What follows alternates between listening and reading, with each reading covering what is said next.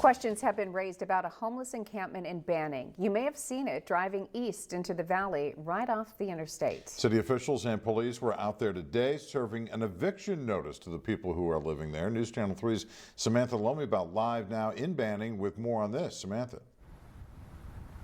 Good evening, John, Karen. Yes, I'm right here at that homeless encampment right off the Interstate 10 in Banning, right off of San Gorgonio Avenue. Now, you can see it right here behind me.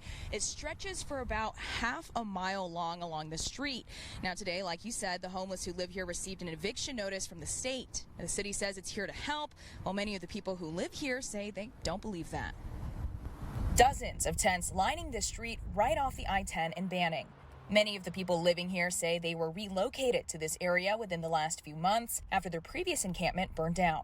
They moved everybody over here saying they were going to rebuild that program or something similar to it, and that, once we got down here, we just got notice today that we had another eviction or that we had to move something off this property, which is like they want to keep, throwing me at these curveballs of like, what am I supposed to do? Where are you going to put me? On Monday, the people living here received this eviction notice from the state transportation department. Now, this metal fence right here is state property, so the state is asking the people who live here to remove all of this trash and their belongings on the dirt curb to the street right here where it is considered city property.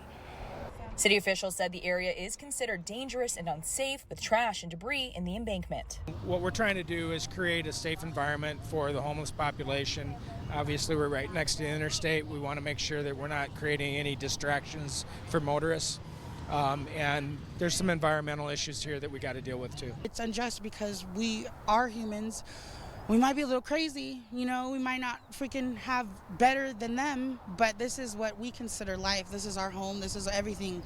Inhabitants here say they do their best to clean the area and feel they should be provided with more resources from the city. It is dirty. Yes, there's trash. Where isn't? We don't have the necessities. If every single one of these tents and the city provided all of us with trash cans, I promise you there'd probably be not as many trash. The city says this street is only a temporary location for the homeless and will move them to a new village that they're planning to open by June. That village will have a perimeter fence. There will be 2 trailers that will have restroom, shower, laundry facilities. We'll have an on-site coordinator that will work with the homeless individuals and the various wraparound services to connect them.